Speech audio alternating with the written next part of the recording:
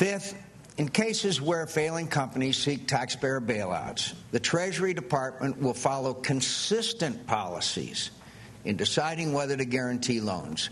It must have well-developed remedies for a financial crisis. With billions of dollars in public money at stake, it will not do to keep making it up as we go along. Fifth, this is a global crisis, and the United States must insist that other nations join us in helping secure the financial markets. Finally, the Federal Reserve should get back to its core business of responsibly managing our money supply and inflation. It needs to get out of the business of bailouts. The Fed needs to return to protecting the purchasing power of the dollar. A strong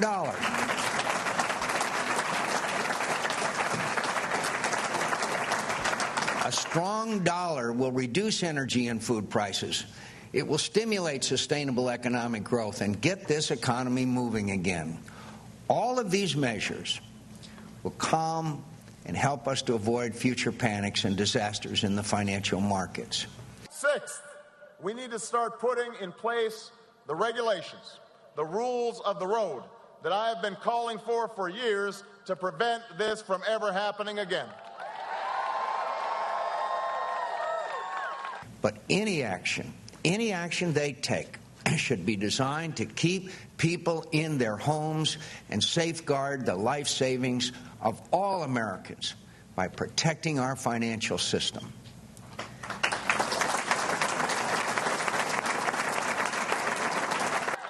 And finally, this plan can't just be a plan for Wall Street.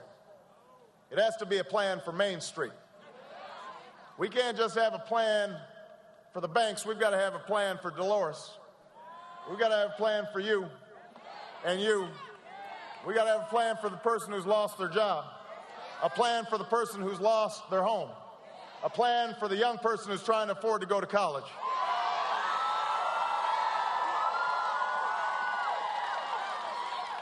We have to come together as Democrats and Republicans to pass a stimulus plan that will put money in the pockets of working families, save jobs, and prevent painful budget cuts and tax hikes in our states. But to get through this tough time for America and come out stronger, we need a strategy of economic growth. And the massive new tax burden that my opponent plans for the American economy is exactly the wrong answer. His tax increase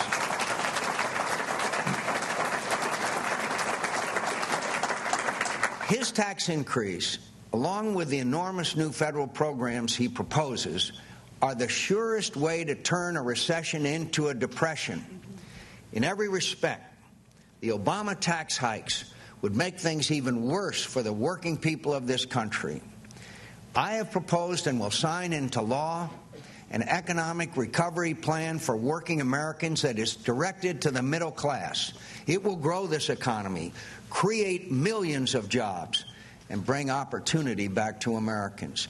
You will get a tax policy that creates family prosperity and allows you to save for the future. I won't raise your taxes on income or investments, and we'll simplify the tax code so people can understand it and do their tax returns themselves. Wouldn't that be wonderful?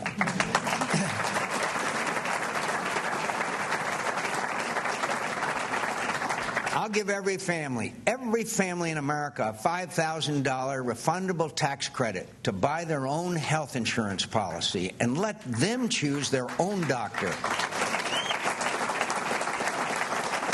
This will make insurance affordable to every American. I will double the child exemption from $3,500 to $7,000 to help families pay for the rising cost of living.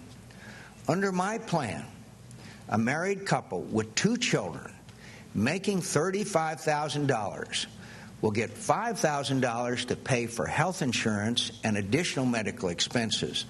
This family would get another $1,050 from my child exemption. That adds up to over $6,000. That's a lot more than what any hardworking middle-class family gets under the Obama plan. Business taxes Business taxes will be cut from the second highest in the world, 35%. Business taxes are the second highest in the world to 25%. Tax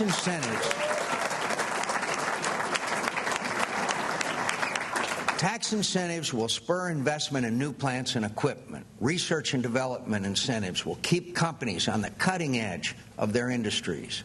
Healthcare costs will diminish.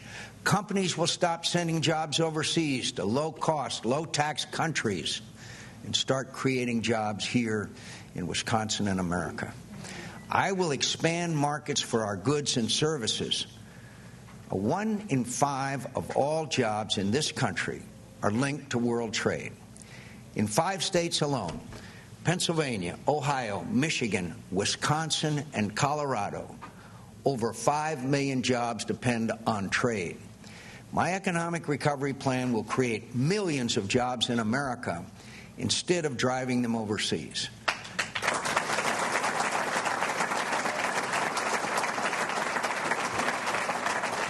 I will adopt an all-of-the-above energy policy which expands our use of oil, natural gas, clean coal, and nuclear facilities.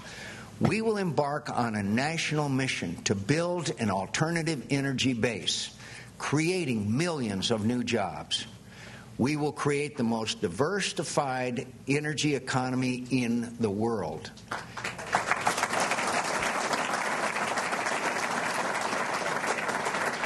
And I'll return to the American economy, the $700 billion we send overseas every year to buy foreign oil.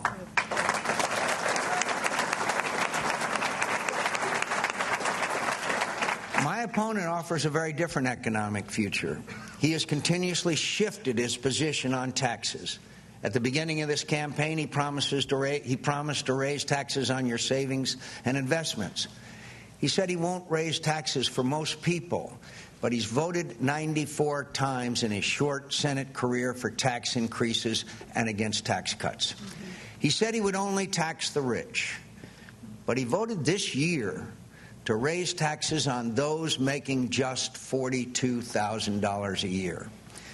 Senator Obama has simply not given Americans good reason to trust him with your tax dollars. My opponent is against lowering taxes on businesses, which are the second highest in the world.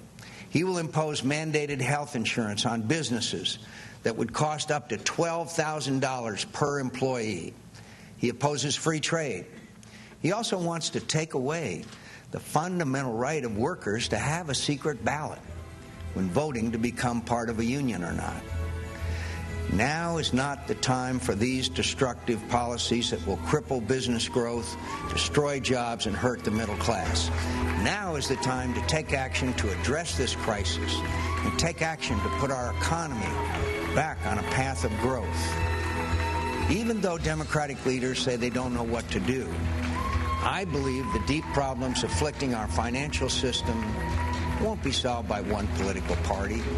There's only one candidate in this race who has a record of reaching across the aisle to work out the bipartisan solutions needed to move our country forward in times of crisis. I will bring that same spirit of bipartisan cooperation to the White House. It took members of both parties to get America into this mess, and it'll take all of us working together to lead the way out. I promise you I will do that. Thank you for coming this morning. Thank you very much for being here. Thank you. So, Charlotte, I know these are difficult days, but here's what else I know. I know we can steer ourselves out of this crisis.